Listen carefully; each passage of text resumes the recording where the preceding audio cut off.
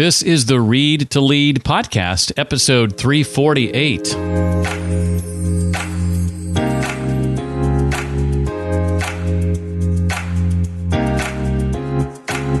Hi, I'm Todd Henry, author of Herding Tigers, Be the Leader That Creative People Need. Hone your leadership skills with every listen. It's the Read to Lead podcast with my friend, Jeff Brown.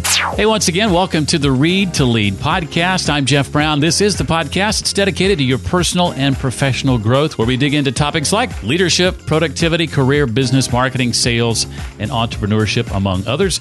Leadership getting the focus this week as we again go back in time. Last week, it was about 100 or so years as we looked at leaders past. This week, in a similar vein, we go back several hundred years, and we'll check out leaders like Washington and Alexander the Great, among others, as we dive into a book called Time to Lead, Lessons for Leaders from Bold Decisions That Changed History.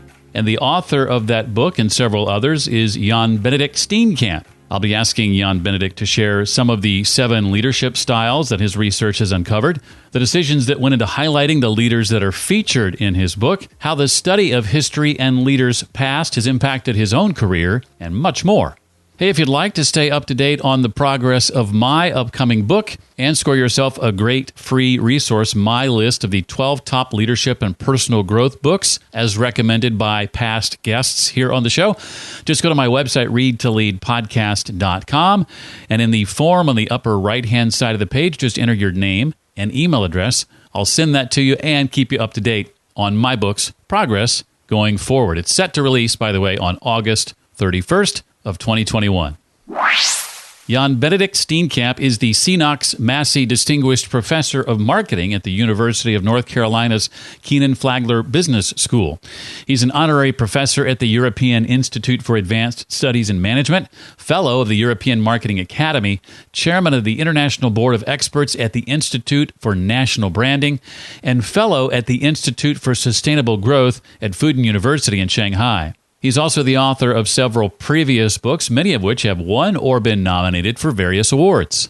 He is here today to share what today's leaders can learn from the bold decisions of leaders past. Again, the name of his new book is called Time to Lead, Lessons for Today's Leaders from Bold Decisions That Changed History. Benedict, so glad to have you. Welcome to the Read to Lead podcast. Well, it's wonderful. Thank you for having me. It's an honor. I have to admit that the first time I saw the cover of your book and the title, Time to Lead, I did a double take, mainly because I'm working on a book of my own right now called Read to Lead, named after the podcast. And for a brief second, I thought your book was called Read to Lead. And I thought, wait, what? So I was relieved that it wasn't, but nonetheless. Well, I wasn't preempting you. Not preempting me.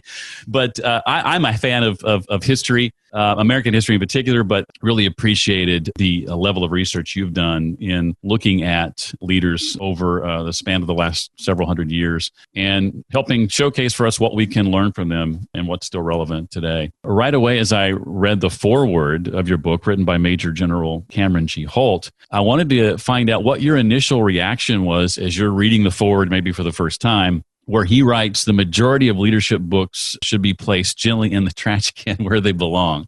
What was your reaction to that? To be honest, I agreed. The reason is, and I think that actually, it's also very much, I think the reason why General Holt was mentioning this is that many leadership books are essentially saying, you have to be like this. Say you have to be a servant leader or you have to be like something like that. And otherwise you're not going to succeed. So that essentially they are very prescriptive, but they're also very controlling. If you are not like that, oh my God, you're going to end up in failure. And General Holt clearly doesn't believe it, and he's a practitioner of leadership.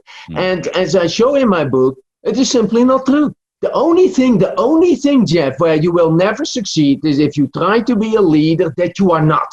Now, of course, you can also be a very evil guy, but we're not talking about those kind of leaders. But if you try to be a person that you are not, it's not going to work. You are a particular person and you have to select the leadership style or styles that work with you. And that's what General Holt also mentioning. He said, okay, you assess what kind of person you are and you try to improve upon those qualities.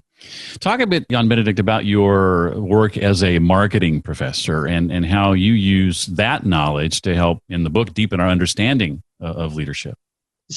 there is a lot of overlap between leadership and marketing. So I've been a practitioner of leadership in a lot of different jobs in academia, in organizations, leading a foundation with business. But I'm also a marketing professor. So that's my academic, say, home.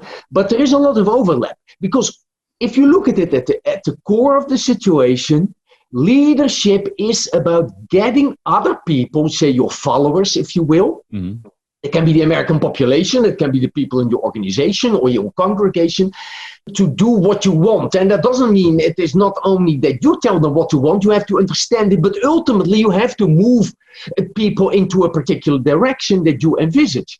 Now, marketing is, at the end of it, you listen to the consumer very carefully, but it is to try to get the consumer or your customer essentially to move into the direction that you would like. So a lot of marketing principles and a lot of leadership principles, they overlap. And in the book, what I'm doing at relevant points, I introduce marketing principles to understand better why a particular leader has been so successful.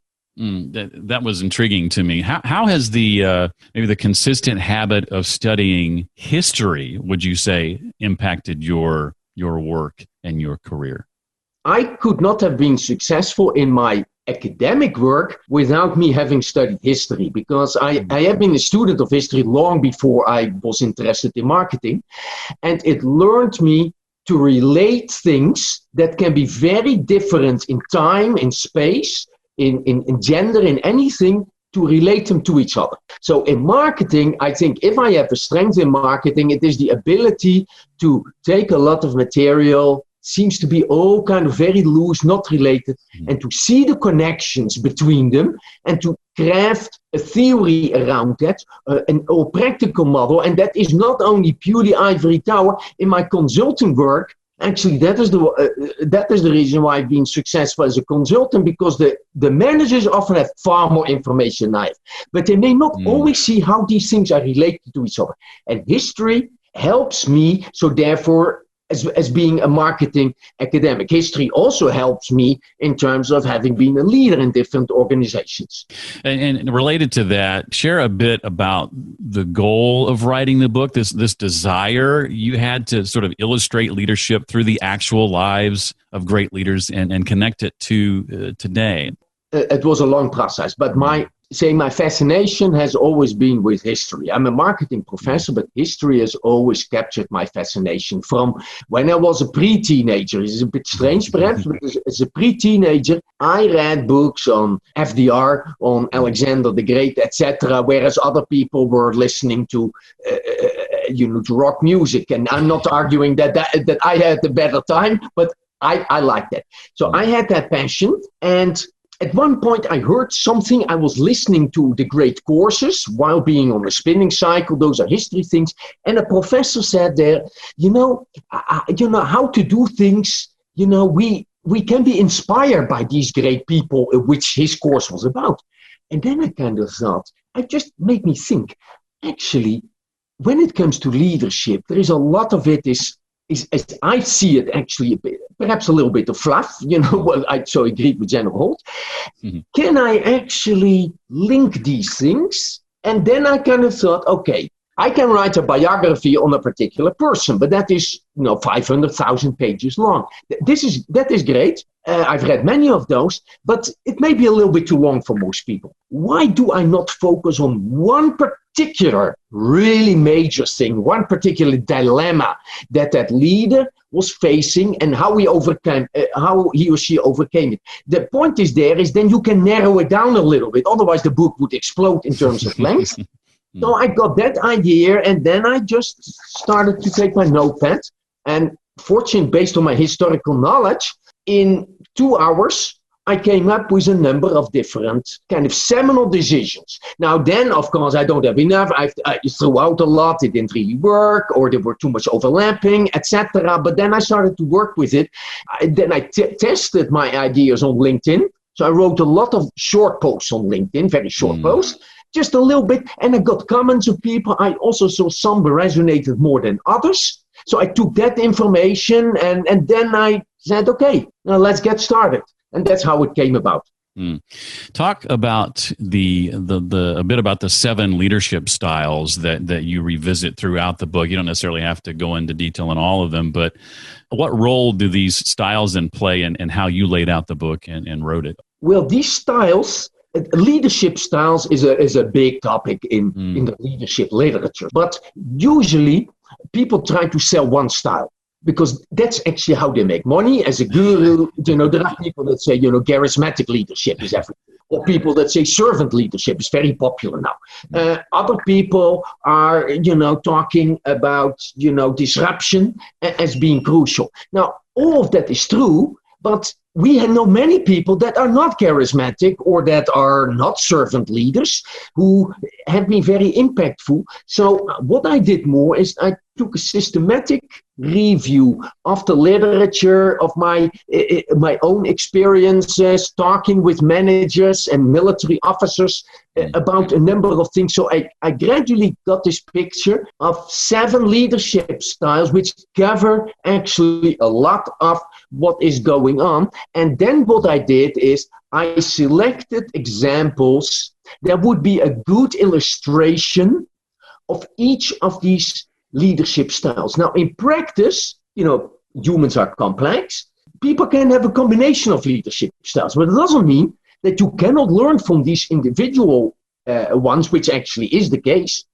So this is how these leadership styles, they provided the structure to my book, because essentially it is my view that any leader will find themselves in one or more of these leadership styles. It would be, I think there would be very few people that would look at these leadership styles and would kind of think, well, my leadership style fits really nowhere. That would, I don't think there will be many people there. So, for example, one of the leaders in the book is the great Prime Minister Margaret Thatcher. Now, Thatcher had many qualities, but say servant leadership, for example, requires a certain degree of humility. Now, I don't think Margaret Thatcher could be a servant leader if she wanted it. Now, I doubt whether she wanted it, but she could not. She could not be a servant leader, for example. So what you have is that people, I think, as they grow in their leadership, they will make more nuances. But for example, one person, a very senior manager in a large company, he told me, because he did some tests, etc., that are in the book and so on, and he said, well, it turns out to be that I am not a disruptive leader. And he said, that is actually correct. I'm not a disruptive leader. I'm not a conceptual thinker. I'm not actually the person that really want to disrupt things, but I'm very effective in essentially being directive, giving essentially direction to my followers, and he had many of them. He was responsible for a huge organization, but I'm not a disruptor. No, that's fine. I mean, that not everybody, Tim Cook is not really a disruptor. Steve Jobs was a disruptor. Tim Cook is also very successful. So there are many ways to roam. And that is why this book, I think, offers insights for all kinds of leaders, because there is not one road to heaven only. And that's what gurus tell you. And that, I understand it. It's the way how to quickly make money. To tell essentially there is only one way, and that is my way. So, join me. And I don't believe in that. General Holt doesn't believe in that. When he wrote the foreword, I read it. I mean, I got goosebumps because, you don't tell a general what to write. So he could have written something that goes, oh my God, this is terrible, or I really don't agree with it. Okay, what are you going to do there? So I was happy with his forward, which you take input from nobody if you are in the Pentagon and in the one of the highest officials in the U.S. Air Force. Well, let's jump for a second to the appendices. What are some of the tools, some of the useful tools that the reader is going to find when they go there?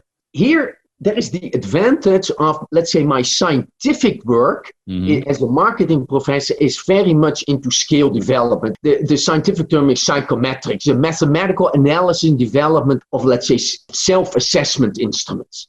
I use that knowledge to develop these scales, and one of the scales is grit.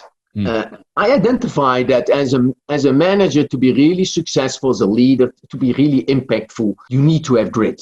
So I have a grit test there that people can take. Grit consists of 4 components: focus, self-confidence, motivation to succeed, and resilience. You just score yourself and you will get some interesting scores. The funny thing here is, so this is the first thing. Funny thing is, I did it myself. And I actually scored really high on 3 of the 4 and not on the 4th one. And it made me think, actually, I kind of thought, I don't like it. But it's true. And how can I work on that? A second set of skills is that regardless of the leadership style that you use, you have to address essentially as a leader, as a person actually in your career, 2 basic questions. That is, where am I going? What is my overarching goal for my career or for my current leadership situation, but also for your career? And how do I get there? It's essentially ends versus means. I can have glorious ends, vision, goal. I may not have the means, or I may not understand how to use the means, or it can actually be the other way around. Now that gives 4 combinations, very briefly, animal metaphors. And there is a scale in there. That scale is also available online. Countless people have already taken at that scale. Based on answers, identifies which of the 4 animal metaphors you kind of resemble the most. And based on that score, what could you do? Because, okay, you are a particular person, but how could you, let's say, improve a little bit? By turning to specific examples in the book. Okay, look at this person. What did he do? What did that woman do? And so on. And the third set of skills is for you to assess essentially your own leadership style across all these 7 leaderships. And you can assess your own leadership style. You might also want to assess, what do I aspire? Because I may be X, but perhaps I aspire Y. And I give detailed directions based on your scores that you do in the confidentiality of your own office. Very clearly, if you score this or that, go here or there. And then based on input from military officers, I included also an option for a 360 degree. That was initially, to be honest, not in my ideas, but I had it tested with a lot of people, and especially military officers came back and said, actually, I think this is useful to add that. So this is in the appendices. That is not the running text, but that allows you to put everything that I have been writing here in action for you and what to do next based on your responses. And I appreciated that, and took so far one of the quizzes, for lack of a better word, myself. I'm curious to know if you're willing to share which of the 4 animal metaphors are you? Yes, I turned out to be an eagle. Now, by the way, I was actually, it only works if you answer it very honestly. And the funny thing is, in the last couple of months, after I've done the test myself, I've thought a little bit more carefully about my life and about the number of things that I had been doing. And it gave me a lot more self-understanding, which is kind of bizarre because I wrote it myself. But very briefly, when I was about 15 or something like that, I already knew the goal in my life. And that goal gradually increased over time, like as described also with Alexander the Great, because you learn also along the way. I mean, it is not that at 15 you know everything, but essentially it has been very path-directed my whole career. And I have exhibited a lot of flexibility in achieving that goal. But of the 2, I am a little bit more in the hedgehog faction than in the fox fashion, but I turned out to be an eagle.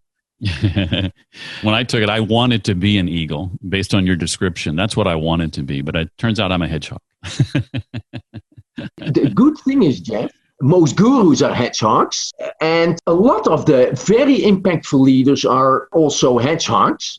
So let's put it as follows. What these instruments help you is better self-assessment. It says nothing about your personal happiness. That is that if you're successful in your career or any of these kind of things, doesn't mean that you're happy. That is a different matter. That is not my area of expertise. I know I would not be happy if I would not have had some career success as well. Well, I've got a couple of questions for you, Jan Benedict, not directly related to the book that I want to squeeze in here in the time we have left. Before I do that, though, anything else from the book you want to make sure that we know or walk away with? Perhaps one thing that I would like to highlight is that The Economist wrote recently an insightful article called History Lessons, and it concluded that corporate leaders should read more history books, essentially. And it says that, it argues that surely those historical leaders that passed through the fire have something to teach modern day corporate managers. So The Economist is among the most, let's say, prestigious sources when it comes to thoughtful business. And that article came out when I was working on the book. And that was actually a great, for me, a lot of encouragement, because the blessing of The Economist, I think, is quite meaningful. Well, you mentioned a couple of books that were favorites of yours throughout your life and career, or your love for reading in general. I'd be curious to know, what are one or two maybe that you revisit again and again? A couple of books that have really impacted your work and the prism through which you view life. So for me personally, by far the most important book is the Bible. And so I do not revisit it time and again. I revisit it every day. Although there are a lot of leadership lessons in the Bible as well, but that has been a very important book to me. Another book, which is a history book, which has impacted my thinking a lot, is The Rise and Fall of the Great Powers by Professor Paul Kennedy. It's now already over 30 years old, but those kind of books do not quickly get outdated, except for the last chapter, I would say. Because one of the strengths there is how to link the different elements together of things that are going on in history. And a third book that I have learned a lot from, especially when it comes to military strategy, is JFC Fuller's book of the campaigns of Alexander the Great. So what Fuller there does is essentially not only the battles, but the logistics, everything going on there. And when it comes to a combination of strategy and tactics, Alexander is unsurpassed. And so you learn a lot from the strategy and tactics of Alexander the Great. So these are just several books that have been meaningful. I could mention more, I do read a lot of books, so many of them are very meaningful. Well, I know 2020 hasn't necessarily turned out the way any of us thought that it would. I'd love to ask, as you look forward to the rest of this year and on into 2021, what's ahead for you that you and your team are excited about and that you're able to share? What I'm looking forward to is I'm working on a number of mini cases that can be used together with the book in executive settings. I've already written now 5, actually. One person has written 2, and a major in the U.S. Air Force has written 1, and I've written 2, and I have to do a little bit more. So this is something that I'm very interested in, to develop some, if you will, teaching material that can be used together with the book. And the real thing that I'm looking forward for in 2021 is to be able to travel again. I have not been to an airport since early February, and it has never been so long that I've been grounded here in Chapel Hill. And however nice North Carolina is, I really would like to go somewhere else. I know that feeling exactly. It's also been since about mid-February since I've been on a plane as well. Well, the book again is called Time to Lead, Lessons for Today's Leaders from Bold Decisions That Changed History. His name is Benedict Steen, and he's an amazing author. He's written 5 or 6 books now. I encourage you to check them out. Benedict, thank you so much for being a part of the Read to Lead podcast. Thank you for having me. It was my honor, and you have a wonderful week. If you'd like to connect with Benedict on social media or follow up on any of those books he recommended or any of the other resources or links we talked about, visit the show notes page for this episode. That's found at readtoleadpodcast.com/348. I'd love to get your feedback on this episode or any other episodes you'd like to share your thoughts on. You can write me directly, jeff@readtoleadpodcast.com. Remember to keep up on the progress of my new book and to score yourself a copy of my 12 best leadership and personal growth books, all your own. Just visit my website and fill out the form with your first name and email address at the top right of the page. The address is readtoleadpodcast.com. In the next few weeks, we'll be welcoming back Todd Henry for his 3rd or maybe 4th visit. I've lost track now. Also, Alex Kantrowitz, who's written a great book called Always Day One. We'll chat with Roman Mars, Jonathan Milligan, prolific author Brian Tracy to finish out the year, Robert Rosenberg, who led Dunkin' Donuts for 35 years. And next week, we talk with Shelley Archambault as we dig into her book, Unapologetically Ambitious. Well, that does it for this week. I look forward to seeing you next time. Until then, remember, leaders read and readers lead.